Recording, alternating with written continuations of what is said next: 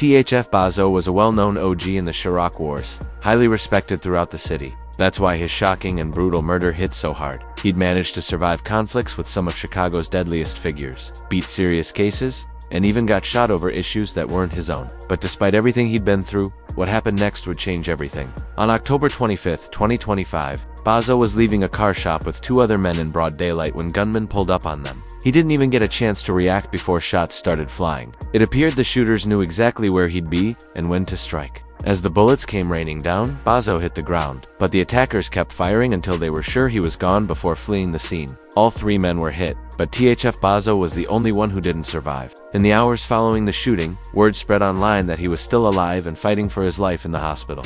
Fans hoped he'd recover, but just a day later, news broke confirming his death. Trenches News reported that he had been on life support, with machines keeping him alive. Doctors allegedly told his family there was no hope of him waking up, and they made the painful decision to let him go. You know, the family decided to take THF Bazo off life support, man. Bazo is gone, man.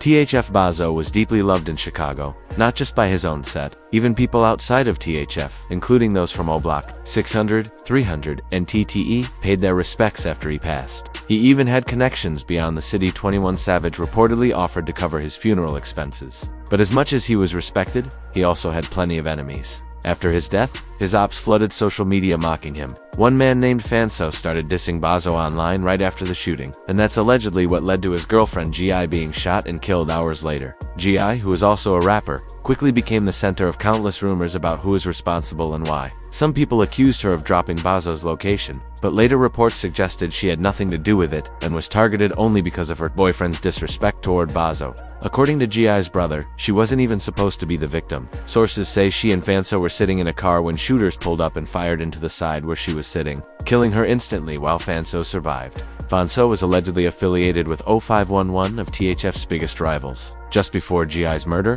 Fanso had been arguing with THF Baby, who warned him to stop disrespecting Bazo's name before something bad happened. About a week later, police spotted the car used in the hit and arrested 3 men in connection to G.I.'s murder.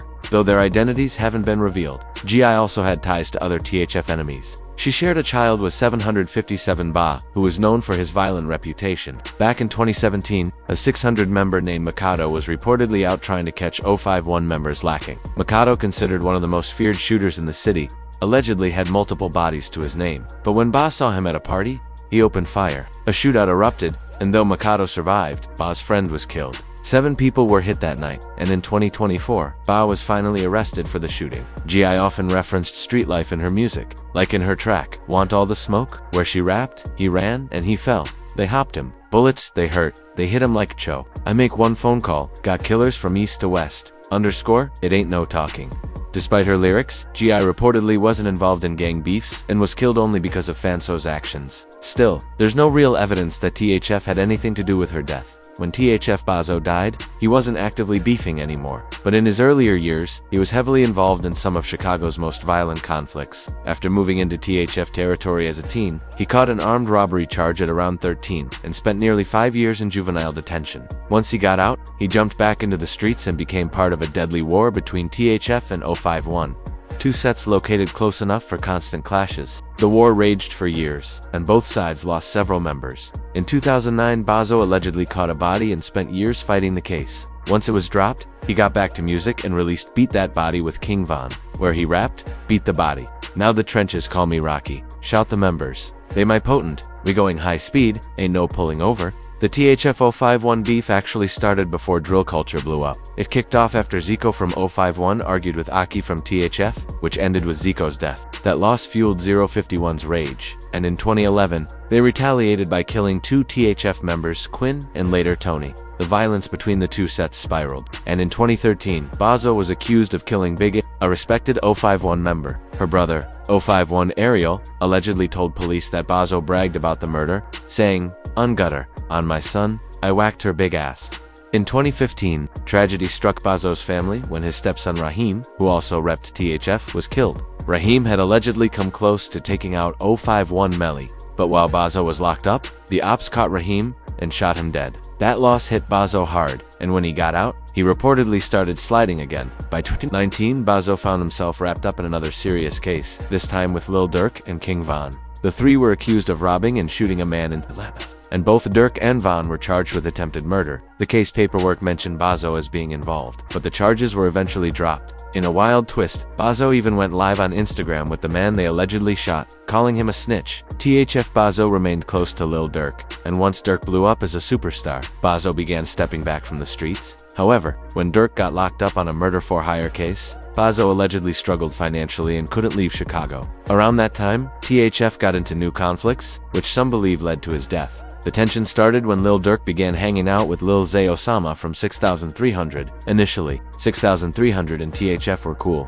but after a few THF members allegedly stole Lil Zay's watches, things turned sour. Then, in February 2024, THF-TP was killed in front of his kids. Rumors claimed BVC Bashville members were behind it, a group Lil Zay was known to associate with. After the murder, someone from BVC taunted online about the stolen watches, hinting someone had died for him. THF allegedly retaliated by killing BVC man, though some say another set, Dodd was responsible. Lil Zay mentioned the situation in a song, rapping, _kill your baby mama, and you ain't did nothing to your ops. While it's unclear who actually killed man, THF reportedly continued sliding and allegedly took out Lil Deuce from DMG. HFG Baby dropped a diss track, celebrating Deuce's death. And when Bazo was killed later, DMG started posting scum suggesting Bazo's death was revenge for SCOO. No one knows for sure who set Bazo up, but rumors claim someone from his own circle put money on his head. He and Lil Durk had a history. They caught cases together, but some wild theories suggested Durk wanted him gone. Back in 2009, paperwork surfaced accusing Bazo of snitching on a friend. He denied it, but more documents later appeared, showing he'd allegedly spoken to the ATF.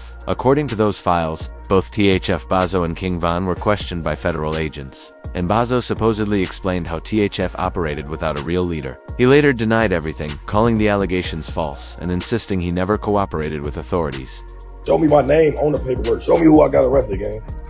If y'all can't do that, stop going off all these fake ass niggas that want to get me out the way, man. Niggas want me out the way because I'm the realest in the rack, for real, you hear me? But the ops didn't believe him, and Billionaire Black dissed him on a track, saying, "Call me a snitch and rap D.